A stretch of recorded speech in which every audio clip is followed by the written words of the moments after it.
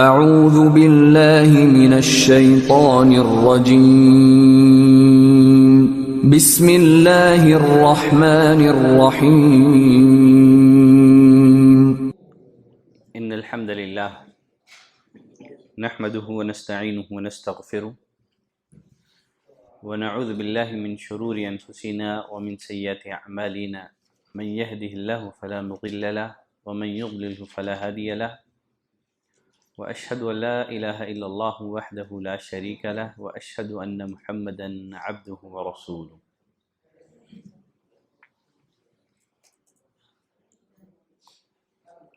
ایمان کے ارکان میں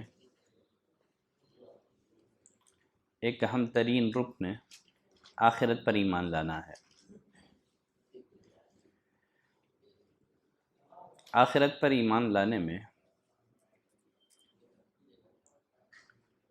ایک اہم ترین بات میزان پر ایمان لانا بھی ہے۔ سابقہ کلاس میں میزان سے متعلق تفصیلی گفتگو میں نے آپ کی خدمت میں پیش کر دی ہے، ساتھ ہی میں نے ان اعمال کا تذکرہ کر دیا ہے جو میزان کو بھاری اور وزندار کرنے والے ہیں۔ آج کی کلاس میں کچھ ایسے اعمال کا ذکر کیا جائے گا جو میزان کو ہلکا کر دینے والے ہیں۔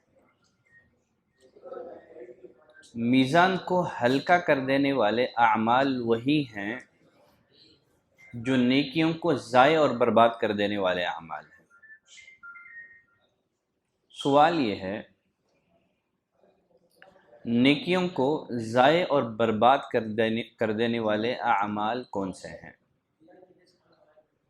نیکیوں کو ضائع اور برباد کر دینے والے اعمال میں پہلے نمبر پر ہے کفر۔ پہلے نمبر پر ہے کفر۔ اللہ نے فرمایا وَمَن يَكْفُرْ بِالْإِيمَانِ فَقَدْ حَبِطَ عَمَلُهُ، جو ایمان کے ساتھ کفر کرے، جو ایمان سے انکار کر دے، فقد حبط عملہ، اس کا عمل برباد ہو گیا، وہو فی الآخرۃ من الخاسرین، اور وہ آخرت میں خسارہ پانے والوں میں سے ہوگا۔ کفر اس کی بہت ساری قسمیں ہیں۔ کفر قولی بھی ہوتا ہے،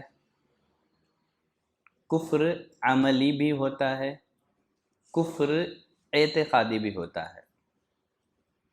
بندہ زبان سے کچھ ایسے بول ادا کرتا ہے جو کہ کفریہ ہوتے ہیں، جیسے شریعت اسلامیہ کا مذاق اڑانا۔ انشاءاللہ اس پر تفصیلی گفتگو نواقض اسلام میں آئے گی۔ کفر عملی بھی ہوتا ہے، جیسے شرک کرنا ہے۔ کفر اعتقادی بھی ہوتا ہے، جس کا تعلق عقیدے سے ہوتا ہے، جیسے شریعت اسلامیہ سے دل میں بغض رکھنا۔ شریعت اسلامیہ سے دل میں بغض رکھنا۔ اللہ تعالیٰ نے جس شریعت کو ہمارے لیے پسند کیا ہے، اس شریعت کو یا شریعت کے کسی ایک بات سے دل میں بغض رکھنا، چاہے وہ اس پر عمل کیوں نہ کرتا ہو۔ آدمی داڑھی تو رکھ رہا ہے لیکن داڑھی سے بغض ہے، یہ کفر ہے، یہ کفر ہے۔ اس پر آگے میں تفصیلی گفتگو کروں گا نواقض اسلام میں۔ تو نیکیوں کو برباد کر دینے والے اعمال میں پہلے نمبر پر کیا ہے؟ کفر ہے۔ کفر زبانی بھی ہو سکتا ہے، عملی بھی ہو سکتا ہے۔ عملی میں شرک ہے۔ اللہ تعالیٰ نے سورۃ الانعام میں 18 نبیوں کا ذکر کرنے کے بعد فرمایا وَلَوْ أَشْرَكُوا لَحَبِطَ عَنْهُمْ مَا كَانُوا يَعْمَلُونَ، اگر یہ انبیاء شرک کرتے، اگر ان سے شرک سرزد ہو جاتا تو ان کے ساری نیکیاں ضائع اور برباد ہو جاتی۔ کتنے انبیاء کا تذکرہ کرنے کے بعد؟ 18 انبیاء کا تذکرہ کرنے کے بعد فرمایا اگر ان سے شرک سرزد ہوتا تو ان کی نیکیاں بھی ضائع اور برباد ہو جاتی۔ جب شرک کی موجودگی میں انبیاء کی نیکیاں ضائع ہو سکتی ہیں تو کیا ہماری نیکیاں محفوظ رہ جائیں گی؟ نہیں۔ اور یہ بات بھی معلوم ہوئی شریعت کی نظر میں شرک ہی شمار کیا جائے گا، چاہے اس کا ارتکاب کرنے والا کوئی ہی کیوں نہ ہو۔ انبیاء شرک کریں تو وہ توحید نہیں بن سکتا۔ ہمارے معاشرے میں لوگ کہتے ہیں نا، کیا یہ بزرگان دین، یہ فلاں جو اتنے سالوں سے اتنے سارے لوگ کرتے ہوئے آ رہے ہیں، کیا یہ غلط ہے؟ اللہ نے فرمایا انبیاء بھی غلط کرے تو غلط ہی ہوگا۔ انبیاء کا شرک توحید نہیں بن جائے گا۔ بلکہ اور ایک جگہ اللہ نے فرمایا وَلَقَدْ أُوحِيَ إِلَيْكَ وَإِلَى الَّذِينَ مِن قَبْلِكَ، اے نبی ہم نے آپ کی طرف وحی کی ہے اور آپ سے پہلے انبیاء کی طرف بھی وحی کی ہے۔ کس بات کی؟ لَإِنْ أَشْرَكْتَ، اگر آپ نے بھی شرک کیا، لَيَحْبَطَنَّ عَمَلُكَ، یقیناً کیا ہوگا؟ آپ کا عمل ضائع ہو جائے گا، وَلَتَكُونَنَّ مِنَ الْخَاسِرِينَ، اور آپ قیامت کے دن نقصان اور خسارہ اٹھانے والوں میں سے ہو جاؤ گے۔ شرک پر انشاءاللہ کسی موقع پر تفصیلی گفتگو آئے گی۔ ویسے آپ الحمدللہ کتاب التوحید پڑھ رہے ہیں، وہاں آپ شرک سے متعلق تفصیلی گفتگو، شرک کی قسمیں، وہاں آپ انشاءاللہ تفصیل سے پڑھ لیں۔ تو شرک قولی بھی ہوتا ہے، شرک عملی بھی ہوتا ہے، اور شرک اعتقادی بھی ہوتا ہے۔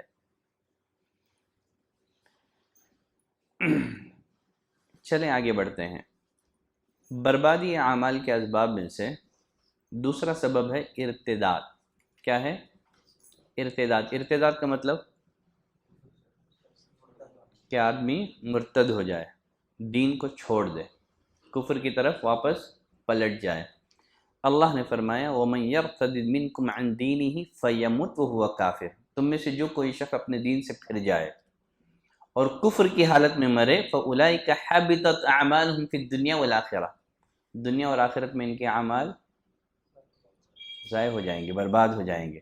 وَأُولَئِكَ أَصْحَابُ النَّارِ، یہ لوگ جہنمی ہیں، ہم فیہا خالدون، وہ جہنم میں ہمیشہ ہمیشہ پڑے رہیں گے۔ بربادی اعمال کے اسباب میں سے ایک سبب ہے اللہ اور اس کے رسول کی نافرمانی۔ اللہ نے سورہ محمد میں فرمایا یا ایھا الذین آمنوا اطیعوا اللہ واطیعوا الرسول ولا تبطلوا اعمالکم، اے ایمان والوں اللہ کی اطاعت کرو، اللہ کا کہا مانو، رسول کا کہا مانو، ولا تبطلوا اعمالکم، ان کی نافرمانی کر کے اپنے اعمال کو برباد مت کرو۔ ہم جو بھی عمل کرتے ہیں، عمل کی قبولیت کے لیے اس عمل کا نبی کی لائی ہوئی شریعت کے موافق ہونا ضروری ہے۔ اگر عمل شریعت کے موافق نہ ہو تو قبول نہیں ہوگا۔ کہا اللہ اور اس کے رسول کی اطاعت کرو، نافرمانی کر کے اپنے اعمال کو، اپنی نیکیوں کو برباد اور ضائع نہ کرو۔ بربادی اعمال کے اسباب میں سے ایک سبب ہے رفع الصوت فوق صوت النبی صلی اللہ علیہ وسلم، نبی کی آواز پر اپنی آواز کو بلند کرنا، نبی کریم صلی اللہ علیہ وسلم کی آواز پر اپنی آواز کو بلند کرنا ہے۔ اللہ نے فرمایا یا ایھا الذین آمنوا لا ترفعوا اصواتکم فوق صوت النبی، اے ایمان والوں اپنی آواز کو نبی کی آواز پر بلند نہ کرو۔ ولا تجہروا له بالقول کجہر بعضکم لبعض، جس طرح تم آپس میں ایک دوسرے سے بلند آواز میں گفتگو کرتے ہو، اس طرح نبی سے بلند آواز میں گفتگو نہ کرو، ورنہ کیا ہوگا؟ ان تحبط اعمالکم، اعمال برباد ہو جائیں گے، تمہیں شعور اور احساس تک نہ ہوگا۔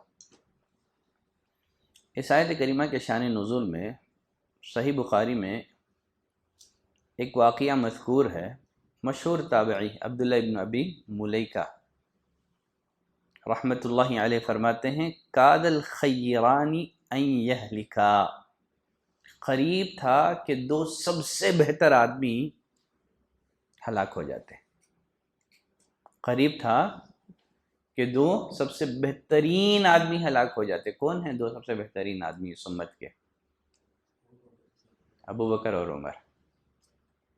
عبداللہ ابن ابی ملیکہ فرماتے ہیں قریب تھا کہ 2 سب سے بہترین آدمی ہلاک ہو جاتے، ایسے کیا ہو گیا؟ وہ فرماتے ہیں لما قدم علی النبی صلی اللہ علیہ وسلم وفد بنی تمیم، نبی کریم صلی اللہ علیہ وسلم کی خدمت میں ایک وفد آیا، بنو تمیم کا وفد۔ قبیلہ بنو تمیم کا امیر کس کو بنایا جائے، اس کو لے کر کے صاحبین میں اختلاف ہو گیا۔ کن میں؟ ابو بکر اور عمر میں اختلاف ہو گیا، یہاں تک کہ ان کی آوازیں بلند ہو گئی نبی کی موجودگی میں۔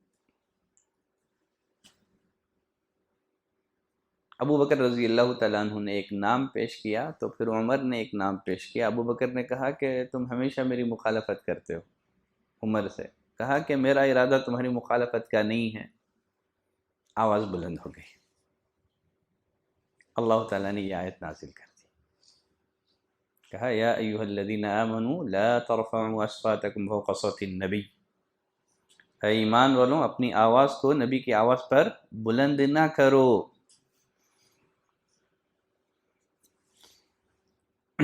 اگر کسی مجلس میں نبی کریم صلی اللہ علیہ وسلم کی حدیث بیان ہوں، ادب کا تقاضا یہ ہے کہ وہاں بندہ خاموشی سے سنے، نبی کی بات پر کسی کی بات کو ترجیح نہ دے، نبی کریم صلی اللہ علیہ وسلم کے قول کے مقابلے میں کسی شخص کا قول ذکر نہ کرے، عقلی دلائل کو بنیاد بنا کر کے نبی کریم صلی اللہ علیہ وسلم کی سنتوں کا انکار نہ کریں۔ یہ سب نبی کی آواز پر اپنی آواز کو بلند کرنا ہے، یہ کہ غیر نبی کی بات کو نبی کی بات پر ہم فوقیت دیں، ترجیح دیں۔ معصوم نبی کریم صلی اللہ علیہ وسلم کی ذات ہے، ہمارے امام وہ ہیں جس کو اللہ نے ہمارے لیے امام منتخب کیا ہے۔ اللہ تعالیٰ جس کو ہمارے لیے امام منتخب کرتا ہے نا، وہ معصوم ہوتا ہے، وہ گناہوں سے پاک ہوتا ہے۔ ہم جس کو امام منتخب کرتے ہیں وہ معصوم نہیں ہوتا ہے۔ یہ سب ہمارے منتخب کیے ہوئے امام ہیں، امام ابو حنیفہ ہو، ضرور ان کا احترام ہونا چاہیے، امام الشافعی کا احترام ہونا چاہیے۔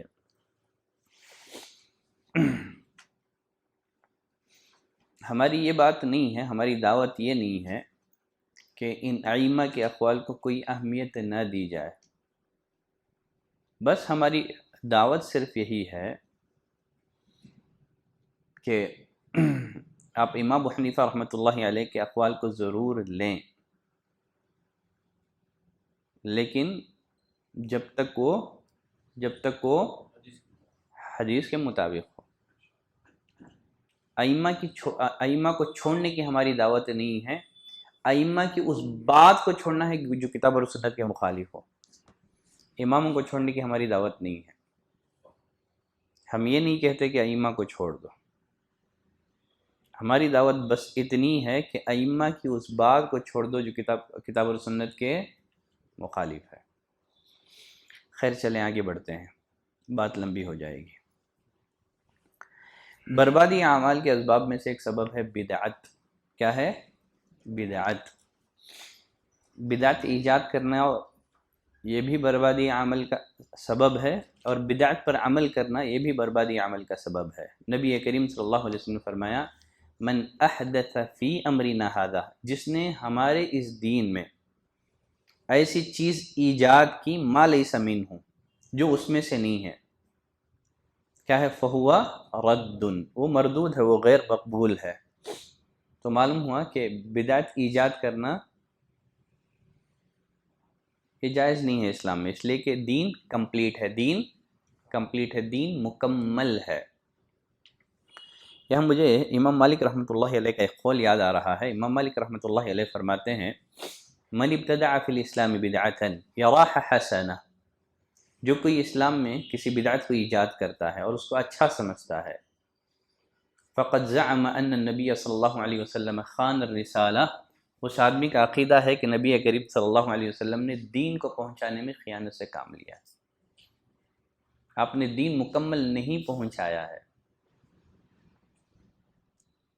تو گویا وہ نبی کریم صلی اللہ علیہ وسلم کو خائن مانتا ہے، حالانکہ نبی کریم صلی اللہ علیہ وسلم نے دین کی چھوٹی بڑی بات ہم تک پہنچا دی ہے، اللہ نے دین مکمل کر دیا ہے،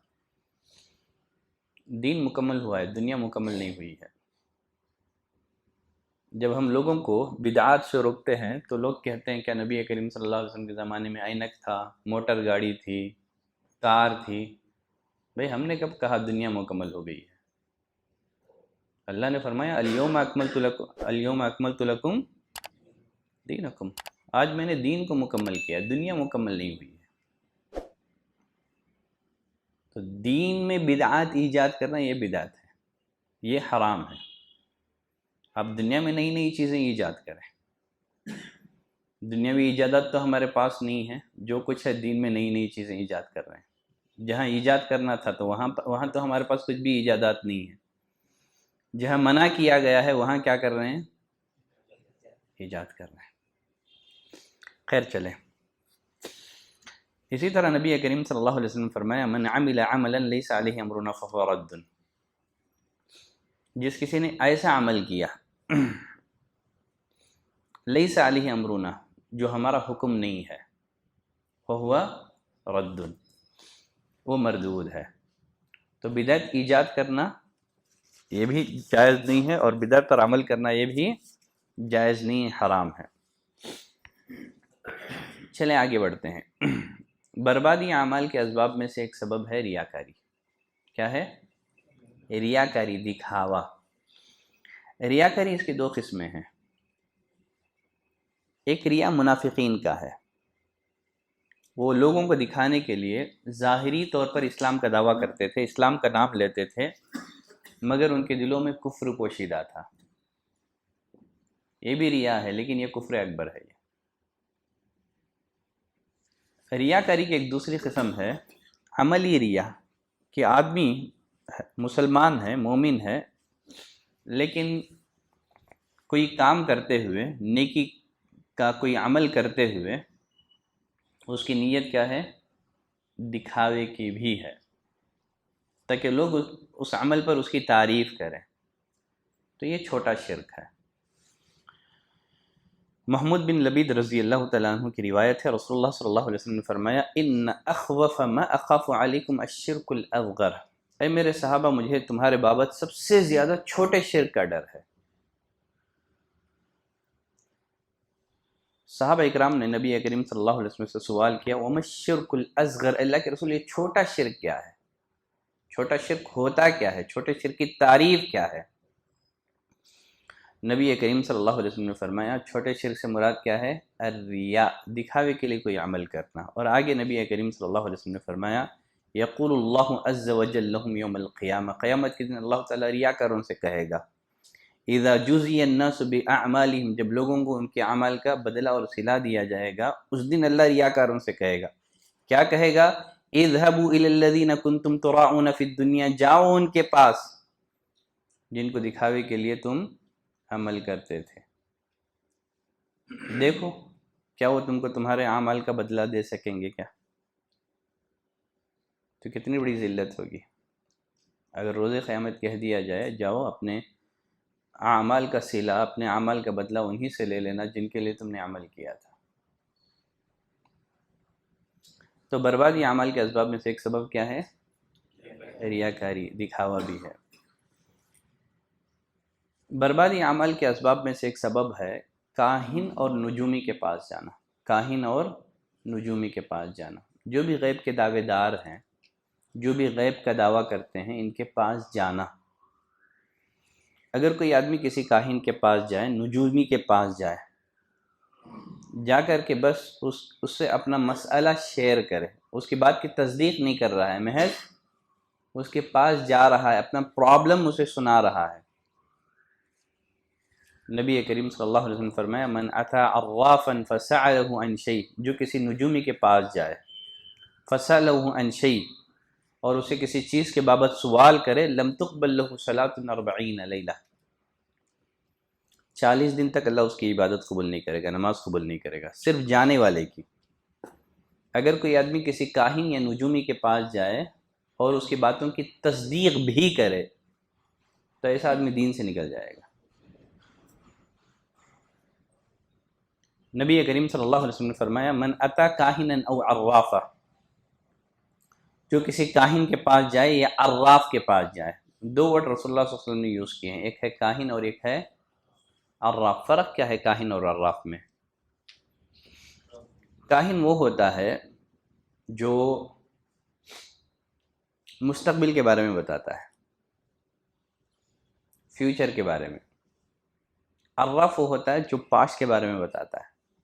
آپ کی کوئی چیز گم گئی ہے، وہ بتائے گا ہاں وہ آپ کی چیز لے کے گیا ہے۔ تو فرمایا من اتا کاہنا او عرافا، جو کسی کاہن کے پاس جائے اور عراف کے پاس جائے، فصدقه بما یقول، ادھر تھوڑا یہ فون لے بات کر، تھوڑا ایڈریس دے۔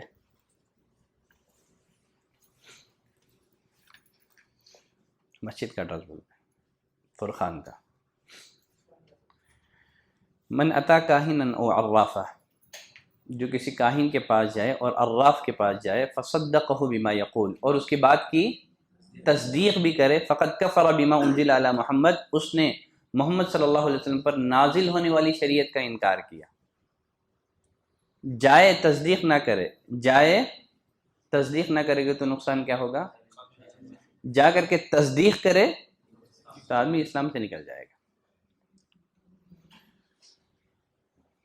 اس پر مزید تفصیلی گفتگو ممکن ہے نواقض اسلام میں آئے، ٹھیک ہے۔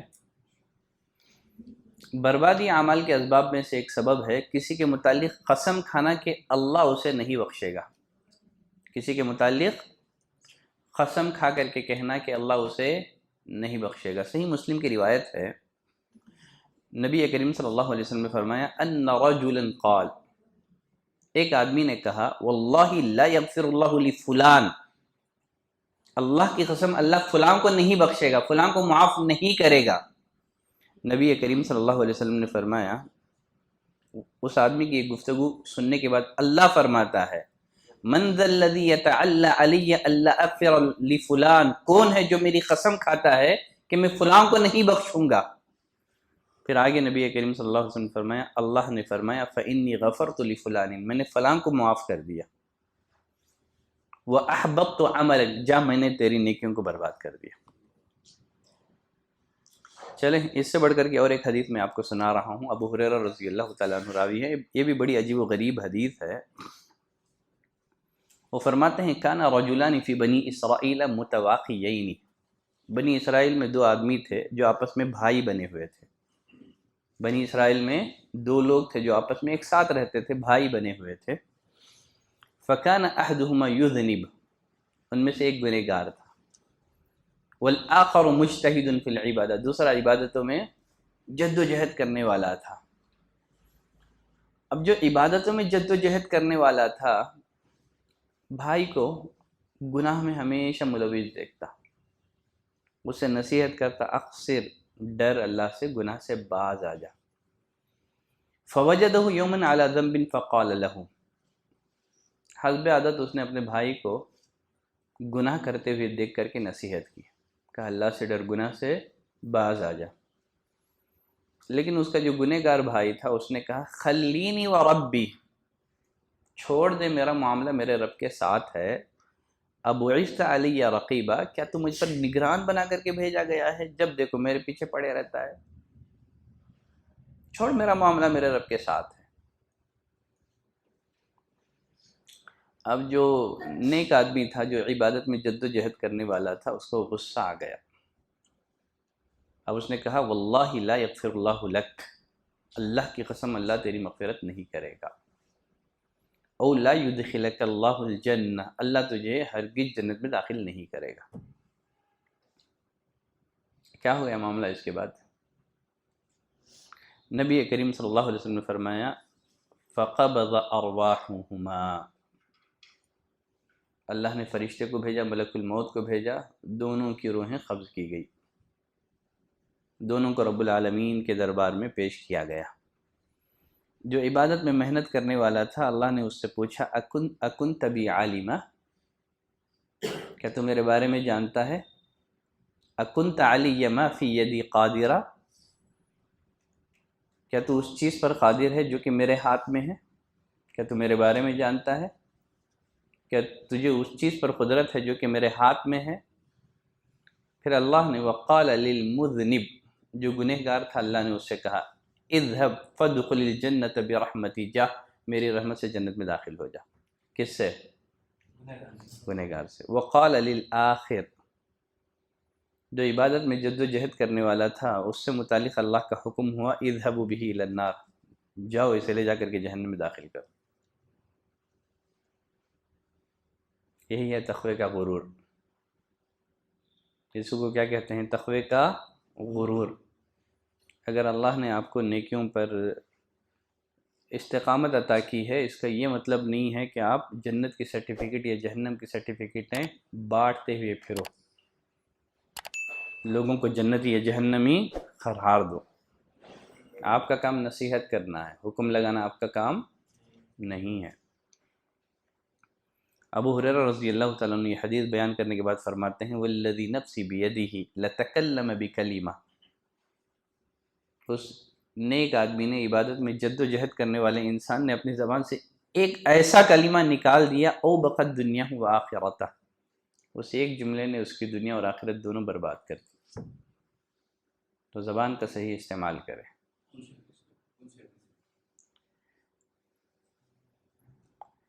شیخ البانی رحمۃ اللہ علیہ نے اس روایت کو صحیح قرار دیا ہے، مسند احمد میں یہ روایت موجود ہے۔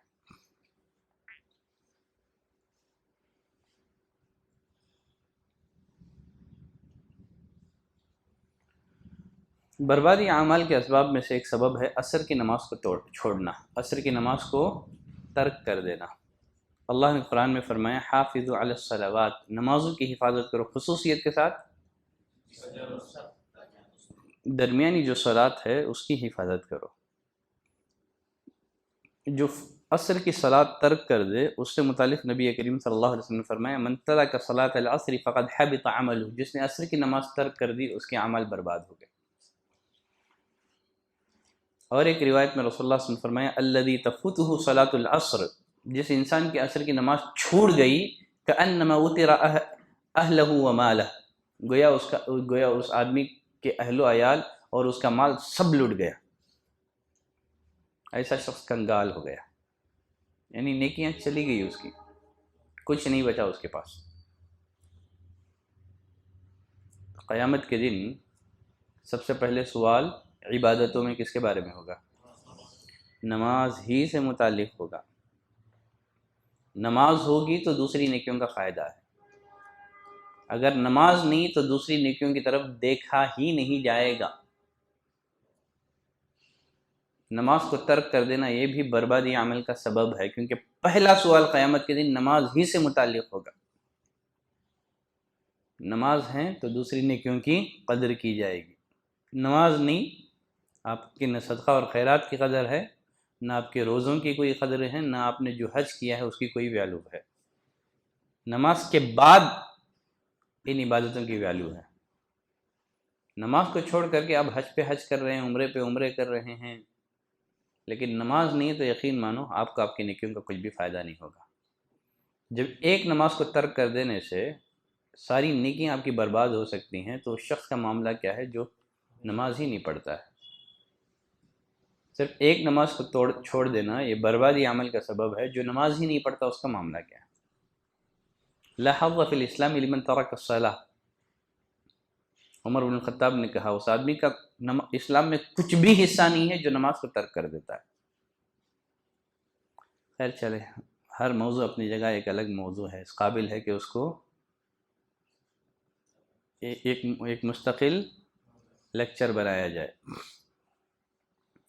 بربادی اعمال کے اسباب میں ایک سبب ہے تنہائی میں حرام کاموں کا ارتکاب کرنا۔ یہ بھی بڑی عجیب و غریب حدیث ہے، رونگٹے کھڑے کر دینے والی حدیث ہے، خصوصیت کے ساتھ موجودہ دور میں جو کہ سوشل میڈیا کا دور ہے، ہر ایک کے ہاتھ میں موبائل ہے، صف اول کا نمازی ہوگا لیکن گھر میں جب کمرے میں بند ہوگا تو پھر وہاں اللہ کے حدود کو پامال کرے گا۔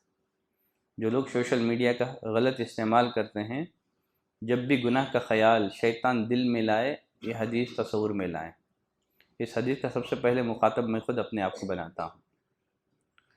ثوبان رضی اللہ تعالیٰ عنہ فرماتے ہیں رسول اللہ صلی اللہ علیہ وسلم نے فرمایا لَأَعْلَمَنَّ أَقْوَامًا مِّنْ أُمَّتِي يَأْتُونَ يَوْمَ الْقِيَامَةِ بِحَسَنَاتِ أَمْثَالِ جِبَالِ تِہامہ، میں میری امت کے لوگوں کو جانتا ہوں جو قیامت کے دن تہامہ پہاڑوں کے برابر نیکیاں لے کر کے آئیں گے۔ عرب میں جو پہاڑی جو سلسلہ ہے نا، ان میں سب سے جو بڑا پہاڑی سلسلہ ہے وہ تہامہ بھی ہے۔ میں میری امت کے لوگوں کو جانتا ہوں قیامت کے دن تہامہ پہاڑوں کے برابر نیکیاں لے کر کے آئیں گے، لیکن کیا ہوگا؟ اللہ تعالیٰ ان کی نیکیوں کو بکھرے ہوئے ذرات میں بدل دے گا، کچھ بھی وزن نہیں ہوگا، میزان میں رکھا جائے گا تو کچھ بھی وزن نہیں ہوگا۔ جب نبی کریم صلی اللہ علیہ وسلم نے یہ حدیث بیان کی، ثوبان رضی اللہ تعالیٰ عنہ نے اور دیگر صحابہ نے عرض کیا، اللہ کے رسول صفہم لنا، اللہ کے رسول ان کے اوصاف بیان کیجئے، کون ہیں یہ لوگ؟ جلیہم لنا، آپ ان کا معاملہ ہمارے سامنے کھول کر کے واضح کریں تاکہ غیر شعوری طور پر ہم ان لوگوں میں شامل نہ ہو جائیں۔ نبی کریم صلی اللہ علیہ وسلم نے فرمایا کون ہیں یہ لوگ؟ فرمایا اما انہم اخوانکم، یہ تمہارے بھائی ہیں، ومن جلدتکم، یہ تمہاری قوم سے ہیں، یعنی کسی اور سیارے کی مخلوق نہیں ہے، یہ زمین پر بسنے والی قوم ہے، یہ تمہارے بھائی ہیں، تمہارے قوم کے لوگ ہیں۔ پھر آگے فرمایا وَيَأْخُذُونَ مِنَ اللَّيْلِ كَمَا تَأْخُذُونَ، جیسے تم رات کو عبادت کرتے ہو وہ بھی رات کو عبادت کریں گے، یعنی تہجد گزار۔ سوال یہ ہے کہ تہجد پڑھنے کے باوجود نیکیاں کیوں برباد ہو گئی؟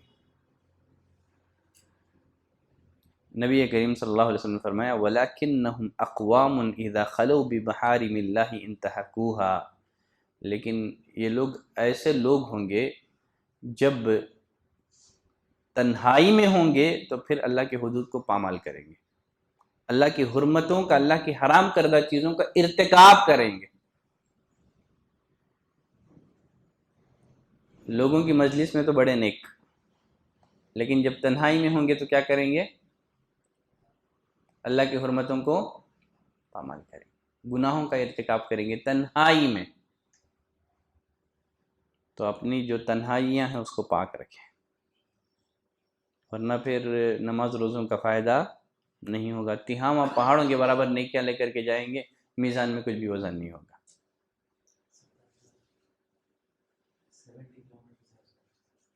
یہ دیکھو سرچ بھی کر ڈالے نا، کتنا ہے؟ 60 to 80 کلومیٹرز۔ تہامہ جو پہاڑوں کا جو سلسلہ ہے نا وہ 60 to 70 کلومیٹرز، 80، اللہ اکبر۔ تہامہ پہاڑوں کے برابر نیکیاں لے کر کے جائے گا لیکن کچھ بھی وزن نہیں ہوگا۔ ہماری نیکیوں کا کیا معاملہ ہے؟ آپ سوچیں، تھوڑا محاسبہ کریں۔ بڑا عجیب و غریب دور ہے سوشل میڈیا کا دور، اس نے ہماری تنہائیوں کو ناپاک کر دیا۔ صحیح الترغیب ابن ماجہ کی روایت ہے، شیخ البانی رحمۃ اللہ علیہ نے اس روایت کو صحیح قرار دیا ہے، 4245 غالباً حدیث نمبر۔ بربادی اعمال کے اسباب میں سے ایک سبب ہے مومن کو قتل کر کے خوش ہونا، مومن کو قتل کر کے خوش ہونا۔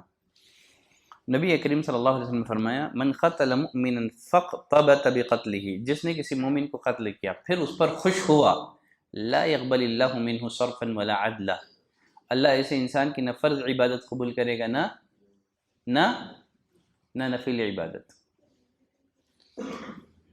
بربادی اعمال کے اسباب میں سے ایک سبب ہے بلا ضرورت کتا پالنا، بلا ضرورت کتا پالنا۔ لوگ کتوں کے اوپر ہزاروں روپے جو ہے خرچ کر دیتے ہیں، لیکن انسانوں پر خرچ کرنے کی ایسوں کو توفیق نہیں ہوتی ہے۔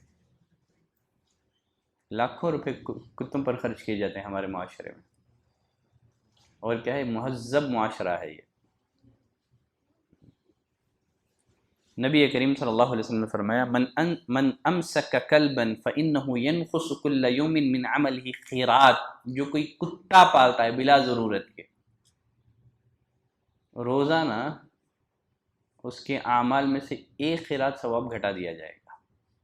کتنا قرات؟ مطلب ایک پہاڑ کے برابر. روزانہ ایک قرات کے برابر ثواب نیکیاں اس کے نام عمل سے لیس ہوتی رہیں گی روزانہ. ہاں ضرورت کے تحت پالا جائے. جیسے حدیث میں 3 ضرورتوں کا ذکر موجود ہے، جیسے شکار کے لیے، کھیت کی حفاظت کے لیے، یا بکریوں کا جو ریوڑ ہے ان کی حفاظت کے لیے. تو اگر ان مقاصد کے لیے کتا پالا جائے تو کوئی حرج نہیں ہے. تو بلا ضرورت کے ان مقاصد کے علاوہ اگر کوئی کتا پالتا ہے تو روزانہ اس کے نام اعمال میں سے ایک قرات گھٹا دیا جاتا ہے. خیر چلیں آگے بڑھتے ہیں. بربادی اعمال کے اسباب میں سے ایک سبب ہے شراب پینا. شراب یہ ام الخبائث ہے. بس اشارہ کر کے آگے بڑھتا ہوں، تفصیل میں جانے کا موقع نہیں ہے. عبداللہ بن عمر رضی اللہ تعالیٰ عنہ فرماتے ہیں رسول اللہ صلی اللہ علیہ وسلم نے فرمایا من شرب الخمر، جس نے شراب پی، لم یقبل له صلاۃ 40 صباحا، 40 دن تک اس کی نماز قبول نہیں ہوگی. کتنے دنوں تک؟ 40 دنوں تک. فإن تاب تاب اللہ علیہ، اگر پھر آدمی توبہ کرتا ہے تو اللہ توبہ قبول کرتا ہے. فإن عاد، توبہ کرنے کے بعد پھر دوبارہ وہ اگر وہ شراب پیے پھر اللہ 40 دن تک اس کی عبادت قبول نہیں کرتا ہے. توبہ کرتا ہے تو پھر توبہ قبول کرتا ہے. فإن عاد، پھر تیسری بار شراب پیتا ہے وہ، اللہ پھر 40 دن تک اس کی عبادتیں قبول نہیں کرتا ہے. فإن تاب تاب اللہ علیہ، پھر توبہ کرتا ہے تو اللہ اس کی توبہ قبول فرماتا ہے. فإن عاد الرابعہ، اگر چوتھی مرتبہ توبہ کرنے کے بعد پھر سے چوتھی دفعہ اگر وہ شراب پیتا ہے، لم يقبل اللہ صلاۃ 40 صباحا، 40 دن تک اللہ اس کی عبادت قبول نہیں کرتا ہے. فإن تاب لم يتب، توبہ کرتا ہے تو توبہ قبول نہیں ہوتی. 3 ٹائم موقع ملا، چوتھی بار توبہ قبول نہیں ہوتی ہے. فرمایا وَسَقَاهُ مِن نَهْرِ الْخَبَالِ، اللہ شرابی کو نہر خبال سے پلائے گا. یہ کون سی نہر ہے بھیا؟ نہر خبال. کوثر ہم نے سنا تھا، یہ نہر خبال کیا ہے؟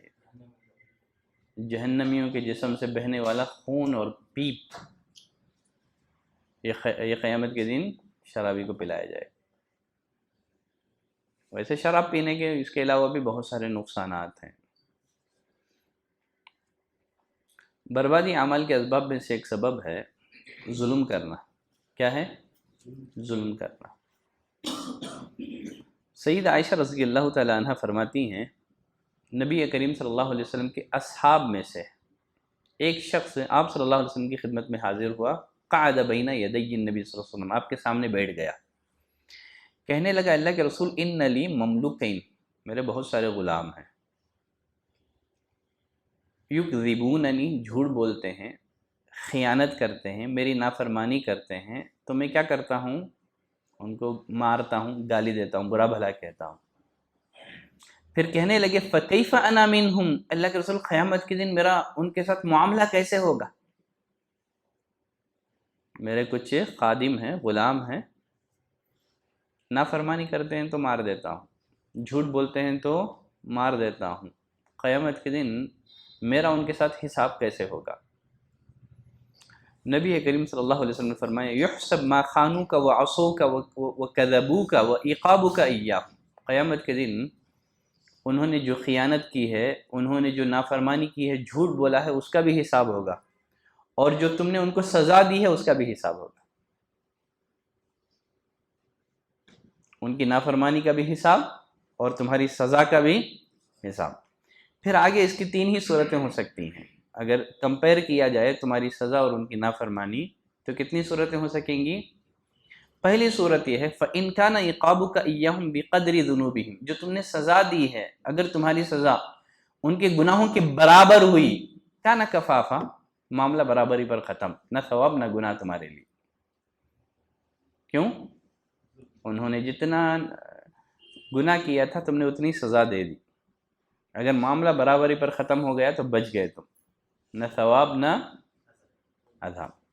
وَإِن كَانَ عِقَابُكَ إِيَّاهُمْ دون ذنوبہم کان فضلا لک، اگر تمہاری سزا ان کے گناہوں سے کم ہوئی، ان کی نافرمانیوں سے کم ہوئی تو پھر تمہارے لیے اجر و ثواب ہوگا۔ تیسری صورت یہ ہے وَإِن كَانَ عِقَابُكَ إِيَّهُمْ فَوْقَ ذُنُوبِهِمْ، اگر تمہاری سزا ان کے گناہوں سے زیادہ ہو گئی، ان کی نافرمانیوں سے زیادہ ہوگی، تو پھر وہ جو زائد سزا ہے قیامت کے دن اس کا قصاص لیا جائے گا۔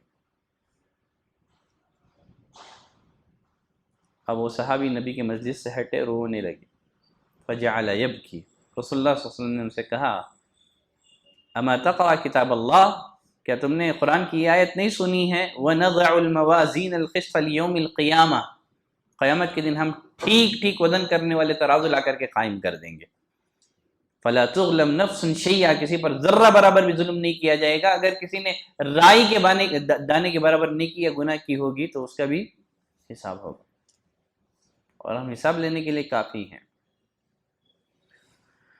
اب وہ شخص کہنے لگا اللہ کے رسول ما اجد لی وَلِهَؤُلَاءِ شَيْئًا خَيْرًا مِّن مَّفَارَقَتِهِمْ، اللہ کے رسول اب اسی میں بہتری لگ رہی ہے کہ ان کو آزاد کر دوں، کبھی غلطی سے میری سزا ان کی نافرمانیوں سے زیادہ ہو گئی تو پھر قیامت کے دن قصاص لیا جائے گا، زائد سزا کا بدلہ لیا جائے گا، میں اپنے لیے بہتری اسی میں سمجھتا ہوں کہ انہی میں اپنے سے جدا کر دوں، یعنی ان کو آزاد کر دوں۔ پھر نبی کو گواہ بنا کر کہنے لگے اللہ کے رسول میں آپ کو گواہ بناتا ہوں کہ میں نے ان سب کو آزاد کر دیا۔ ٹھیک ہے، تو ظلم کی جو بھی شکل ہو، عموماً ظلم کی 3 شکلیں ہوتی ہیں بندوں پر ظلم کی، کیا کیا ہیں؟ حجۃ الوداع کے موقع پر نبی نے جو خطبہ دیا تھا اس میں کتنی باتوں کا ذکر کیا تھا؟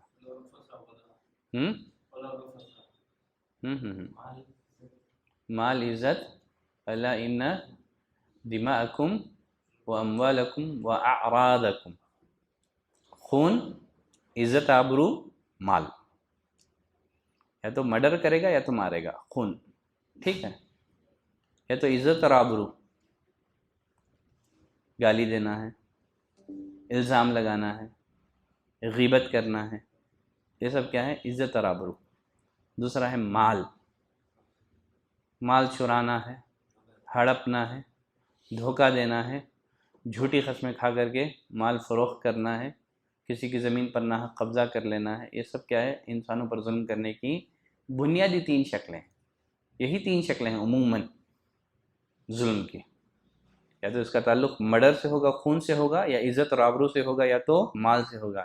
اسی لیے رسول اللہ صلی اللہ علیہ وسلم نے حجۃ الوداع کے موقع پر ظلم کی ان 3 قسموں سے آپ نے منع کر دیا، ان دماءکم واعراضکم واموالکم حرام علیکم، ایسے ہی حرام ہے جیسے آج کا دن محترم ہے۔ خیر چلیں آگے بڑھتے ہیں، باقی حدیث مفلس تو آپ سن چکے ہیں، حدیث مفلس تو آپ سن چکے ہیں، اس لیے پہلے بھی میں بیان کر چکا ہوں۔ بربادی اعمال کے اسباب میں سے ایک سبب ہے برے اخلاق۔ اچھے اخلاق میزان میں سب سے بھاری اور وزندار ہیں، لاج بر حدیث سنایا تھا۔ اسی طرح برے اعمال، یہ برے اخلاق، یہ انسان کی نیکیوں کو برباد کر دیتی ہیں۔ عبداللہ بن دینار بعض صحابہ سے یہ حدیث بیان کرتے ہیں، رسول اللہ صلی اللہ علیہ وسلم سے پوچھا گیا من احب الناس الی اللہ، اللہ کے رسول، اللہ کے نزدیک لوگوں میں سب سے زیادہ محبوب اور پسندیدہ لوگ کون ہیں؟ آپ صلی اللہ علیہ وسلم نے کیا فرمایا؟ کون ہے پسندیدہ لوگ؟ انفعہم للناس، جو لوگوں کے لیے بہت زیادہ نفع بخش ہو۔ پھر آپ صلی اللہ علیہ وسلم نے لوگوں کو جو نفع بخش اعمال ہیں، جس سے لوگوں کو فائدہ ہوگا اور جن سے اللہ خوش ہوگا، اس کی کچھ شکلیں آپ نے بیان کر دی۔ وَإِنَّ أَحَبَّ الْأَعْمَالِ إِلَى اللَّهِ، اللہ کے نزدیک محبوب ترین نیکیوں میں سے کیا ہے؟ سرور تدخلہ علی مؤمنین، وہ خوشی ہے جو آپ کسی مومن کو دیتے ہو، آپ نے کسی مومن کو خوش کر دیا، یہ اللہ کو پسندیدہ عمل ہے۔ تکشف عنہ کربہ، اس کی تکلیف دور کر دی۔ تقضی عنہ دینا، اس کا قرض آپ نے ادا کر دیا۔ بھوک لگی تھی، اس کو کھانا کھلا دیا، یہ اللہ کو پسندیدہ عمل ہے۔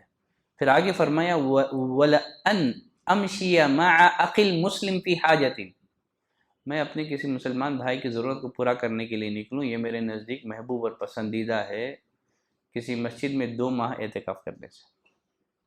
کتنے 2 ماہ اعتکاف کرنے سے میرے نزدیک محبوب اور پسندیدہ عمل یہ ہے کہ میں کسی مسلمان کی ضرورت کو پورا کرنے کے لیے نکلوں۔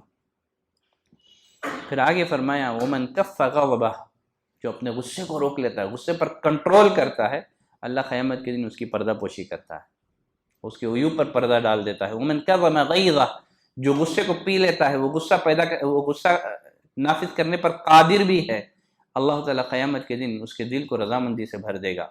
ومن مشى مع اخیہ المسلم فی حاجۃ، جو شخص اپنے بھائی کی ضرورت پوری کرنے کے لیے نکلے، حتی یثبتھا، یہاں تک کہ اس کی ضرورت پوری کر دی، نبی کریم صلی اللہ علیہ وسلم نے فرمایا ثبت اللہ قدمیہ یوم تزل الاقدام، اللہ تعالیٰ اس کے قدموں کو اس دن ثابت قدم رکھے گا جس دن لوگوں کے قدم پھسلیں گے۔ خیر اصل میں جو ہمارے موضوع کا جو حصہ ہے نا، وہ آخری حصہ ہے حدیث کا۔ نبی کریم صلی اللہ علیہ وسلم نے فرمایا وَإِنَّ سُوءَ الْخُلْقِ، یقیناً برے اخلاق لَيُفْسِدُ الْعَمَلِ، عمل کو ایسے ہی بگاڑ دیتی ہے، کما یفسد الخل العسل، جس طرح جو سرکہ ہے یہ شہد کو خراب کر دیتا ہے۔ برے اخلاق سے عمل ایسے ہی خراب ہو جاتے ہیں، ضائع ہو جاتے ہیں، برباد ہو جاتے ہیں، جس طرح سرکہ شہد کو خراب کر دیتا ہے۔ چلیں، بربادی اعمال کے اسباب میں سے ایک سبب ہے اکل حرام۔ کیا ہے؟ حرام خوری، اکل حرام۔ حرام خوری کی جو بھی شکل ہو، چاہے سود ہو یا اس کے علاوہ بھی شکلیں ہوں، حرام کاروبار ہو۔ عموماً کیا ہوتا ہے، حرام خوری میں 2 چیزیں ہیں۔ جو کاروبار کر رہے ہیں اسلام میں، وہ بذات خود کیا ہو، حرام ہو، جیسے سور کا گوشت ہے، یا ایسی چیزیں جو بذات خود حرام ہے، اگر آپ ایسی چیزوں کا کاروبار کر رہے ہیں تو یہ حرام ہے۔ شراب کا بزنس ہو گیا، سور کا بزنس ہو گیا، ٹھیک ہے۔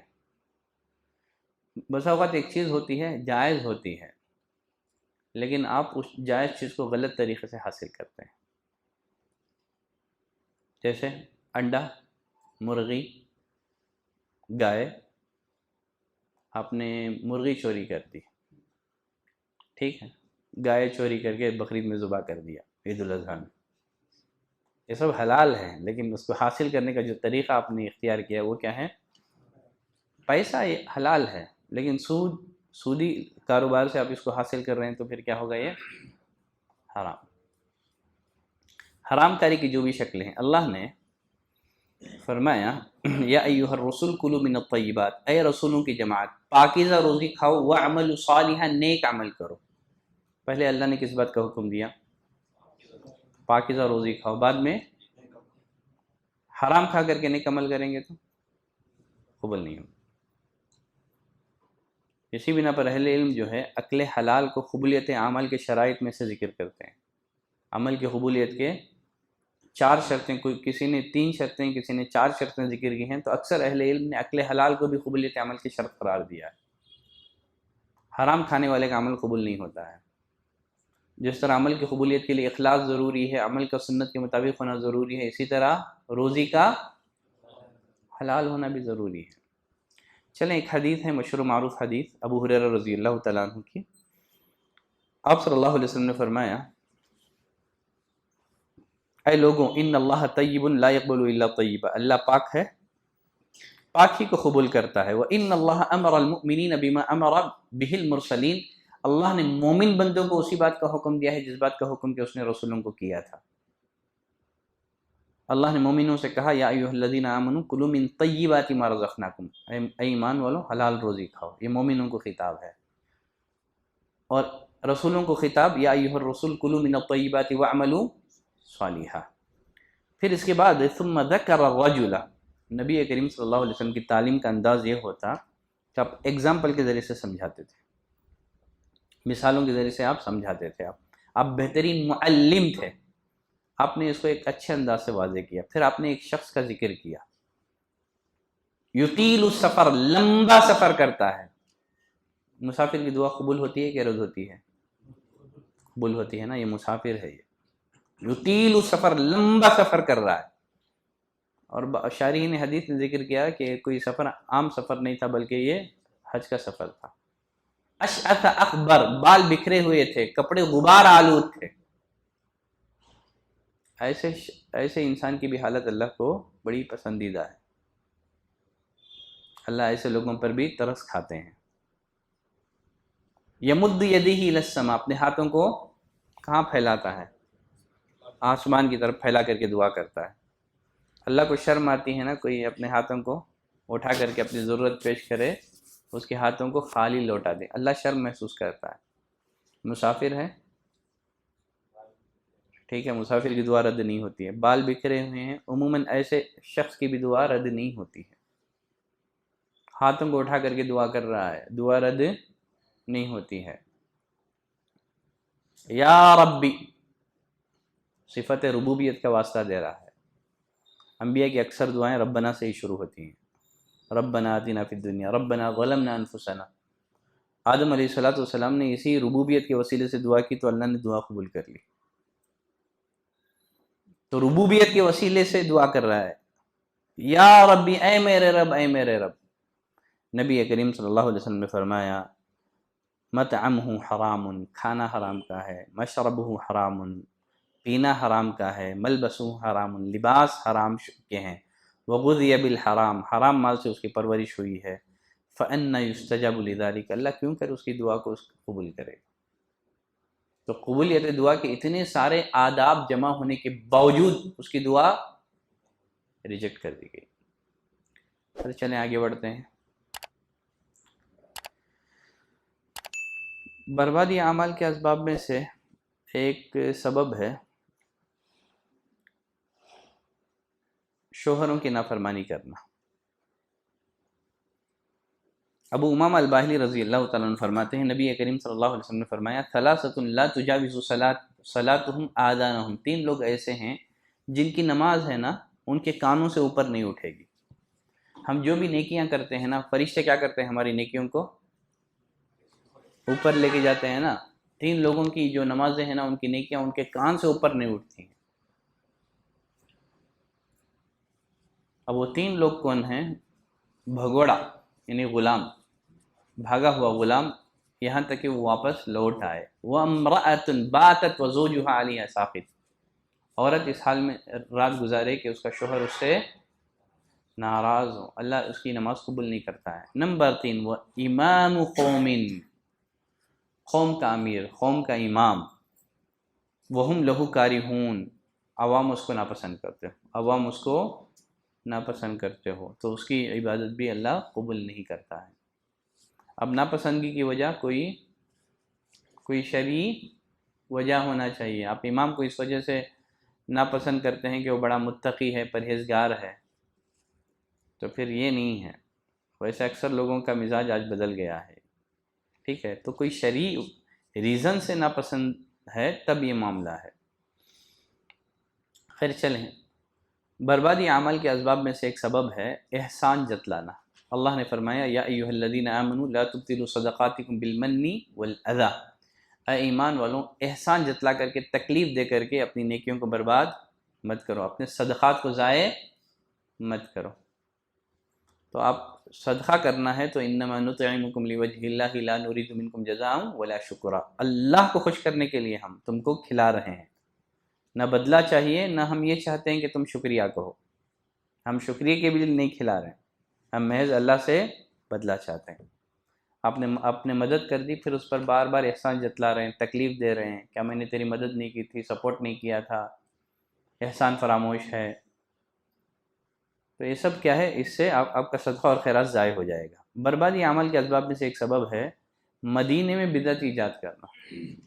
مدینے میں بدعت ایجاد کرنا، بدعت تو ہر جگہ مردود ہے، لیکن مدینے میں وہ تو نبی کی سنت والی جگہ ہے نا، وہاں جا کر کے اگر کوئی آدمی یہ شرارت کرے، رسول اللہ صلی اللہ علیہ وسلم نے فرمایا المدینۃ حرم ما بین عیر الی ثور، مدینہ عیر سے ثور تک حرم ہے۔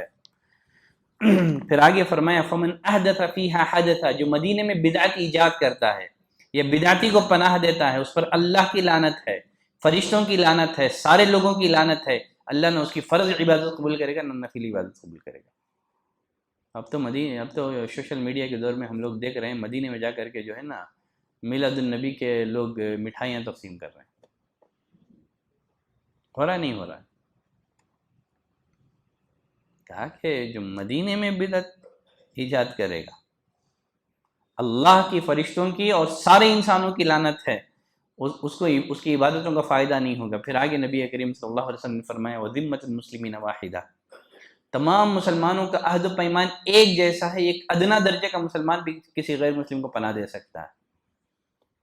اگر کوئی کسی مسلمان کے وعدے کو توڑتا ہے اس پر بھی اللہ کی لعنت ہے، فرشتوں کی لعنت ہے، سارے لوگوں کی لعنت ہے، اللہ اس کی فرض اور نفل عبادت قبول نہیں کرے گا۔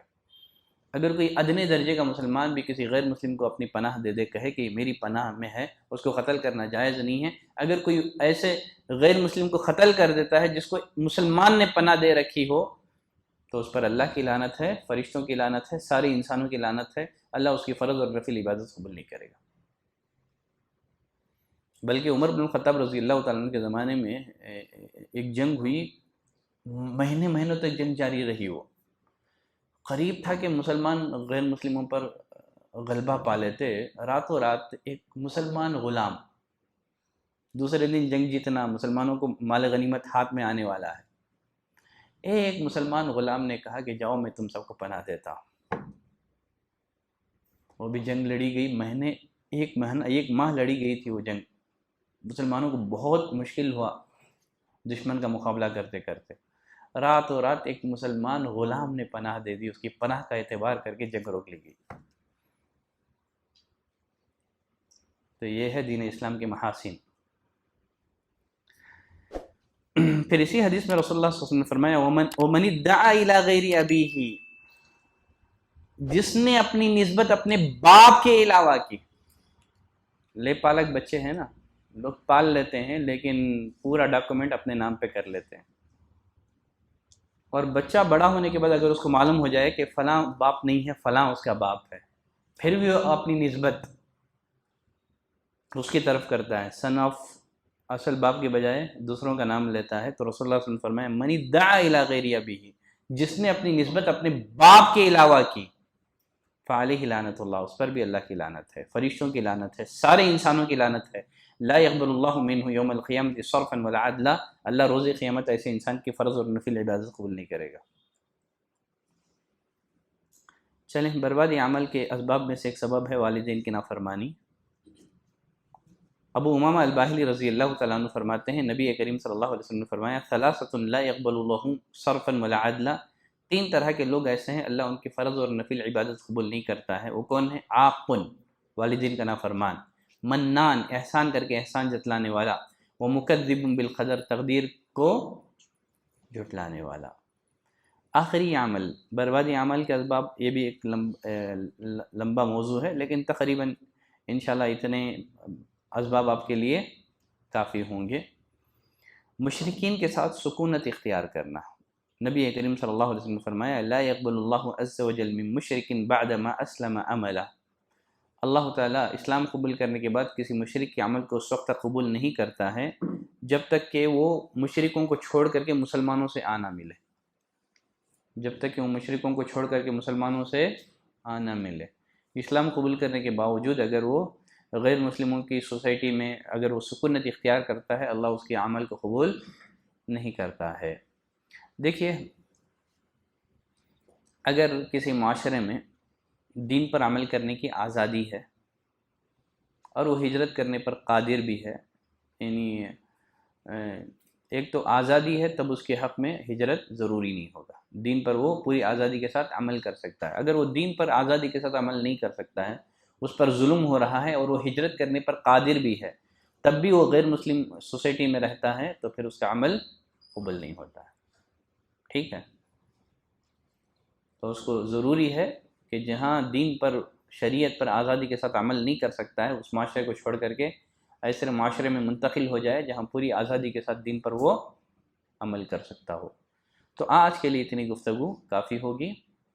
صلی اللہ علی نبینا محمد وعلی آلہ وصحبہ وسلم تسلیما کثیرا۔ امید کرتا ہوں کہ سوالات نہیں ہوں گے کسی کے پاس ہیں؟ چلیں پوچھ لیں. مشرکین کے ساتھ سکونت جب ایک شخص ریورٹ ہو گیا تو کیا وہ ان کے والدین کو بھی چھوڑ کے واپس آ جائے؟ والدین کے ساتھ تو حسن سلوک کرے گا نا وہ. ابھی ہم لوگ ہمارا یہاں ایک لیکچر ہوا تھا، دیکھیے غیر مسلموں سے تعلقات کے درجات ہے نا، غیر مسلموں سے تعلقات کے درجات کیسے ہوں گے. وہاں میں نے بتایا تھا کہ آپ غیر مسلموں سے مواسات کر سکتے ہیں، ان کے ساتھ اچھے اخلاق سے پیش آ سکتے ہیں، والدین کی خدمت کر سکتے ہیں. خود اللہ نے قرآن مجید میں فرمایا وَإِن جَاهَدَكَ عَلَىٰ أَن تُشْرِكَ بِي مَا لَيْسَ لَكَ بِهِ عِلْمٌ فَلَا تُطِعْهُمَا وَصَاحِبْهُمَا فِي الدُّنْيَا مَعْرُوفًا. یہ والدین ہیں، دنیا میں آپ ان کے ساتھ اچھا سلوک کرنا ہوگا، اچھا معاملہ کرنا ہوگا ان کے ساتھ. اگر والدین دباؤ ڈال رہے ہیں، دین پر عمل کرنے کے معاملے میں رکاوٹ بن رہے ہیں، تو پھر وہ جس طرح ابراہیم علیہ السلام السلام بول کے نکل گئے، سلام بول کے نکل جانا، جہاں وہ دین پر آزادی کے ساتھ عمل کر سکتا ہو. نہیں، والدین رکاوٹ نہیں بن رہے ہیں دین پر عمل کرنے کے سلسلے میں، تب ان کی خدمت کرے گا وہ. سکونت ان کے ساتھ رہیں گے. کیا بولے؟ جو سکونت، تو یہی سکونت، اگر سکونت دین پر عمل کرنے کی راہ میں رکاوٹ بن رہی ہے تو نہیں رہے گا. ٹھیک ہے، اگر دین پر عمل کرنے کی راہ میں رکاوٹ نہیں بن رہی ہے تب کوئی حرج نہیں ہے. اگر وہ رہ کر کے ان کی خدمت کر رہا ہے تو کوئی حرج نہیں ہے، بشرطے کہ والدین اس پر آزادی، اسے دین پر آزادی کے ساتھ عمل کرنے دیں. اگر عمل کرنے نہیں دے رہے ہیں تب بھی وہ مظلومیت کے ساتھ ان کے ساتھ رکا ہوا ہے، تب یہ غلط ہے، تب اس کے لیے یہ حدیث ہے. یہ حدیث عام نہیں ہے بلکہ کچھ شرائط کے ساتھ خاص ہے. ایک شخص ہے، ظلم ہو رہا ہے لیکن وہ ہجرت نہیں کر سکتا ہے، استطاعت نہیں ہے اس کے پاس. ہجرت کے لیے 2 شرطوں کا پایا جانا ضروری ہے. ہجرت کب واجب ہوگی؟ جب 2 شرطیں پائی جائیں. پہلی شرط، وہ شعائر اسلام پر آزادی کے ساتھ عمل نہ کر سکتا. جیسے مسلمان مکے سے حبشہ بھی گئے تھے، وہاں کون سا دارالاسلام تھا؟ وہ دین پر عمل کرنے کی آزادی تھی. دین پر آزادی کے ساتھ عمل نہ سکتا ہو تو پھر ہجرت ضروری ہو جائے گا. نمبر 2، استطاعت ہو. نمبر 2، استطاعت ہو. تو یہ 2 شرطیں ہوگی تو یہ ہجرت ہوگا. ایک، شاعر دین پر، شاعر اسلام پر وہ آزادی کے ساتھ عمل نہ کر سکتا ہو. نمبر 2، استطاعت بھی رکھتا ہو. بس صورت دیگر انشاءاللہ وہ معذور سمجھا جائے گا. بقیہ تفصیلی گفتگو ممکن ہے نواقض اسلام میں آ جائے. ٹھیک. ائمہ اربعہ کو لوگوں نے امام بنایا، اللہ تعالیٰ نے ہمارے نبی صلی اللہ علیہ وسلم کو امام بنایا. دلیل سے کیا بولیں؟ ائمہ اربعہ کو لوگوں نے امام بنایا، آپ صلی اللہ علیہ وسلم کو اللہ نے امام بنایا. دلیل خود اللہ نے ہمیں جگہ جگہ پر نبی کی اطاعت کا حکم دیا ہے.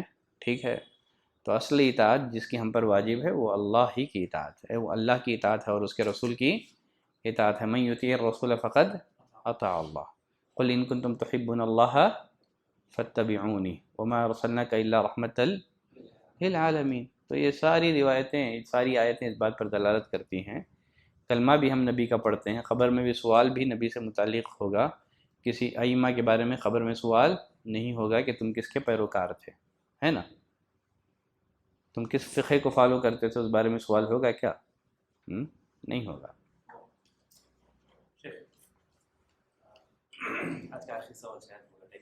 مجھے بھی جانا ہے کلاس، پروگرام ہے آج. اصل میں آج مجھے آنا ہی نہیں آنا چاہ رہا تھا، مجھے معلوم پرسوں بھی کلاس چھوٹ گئی تھی. بس چلیں بولے.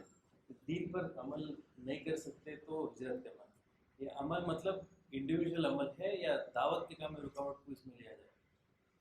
اگر دائیاں سب چھوڑ کے چلیں گے تو پھر اصلاح کون کرے گا ان کی؟ دائی اگر چھوڑ کے چلے گئے ہیں تو پھر اس قوم کی اصلاح کون کرے گا؟ فرشتے آئیں گے کیا؟ فرشتے تو نہیں آئیں گے نا. صحابہ نے مکہ مدینہ چھوڑا، آئے انڈیا، تبھی تو یہاں اسلام آیا.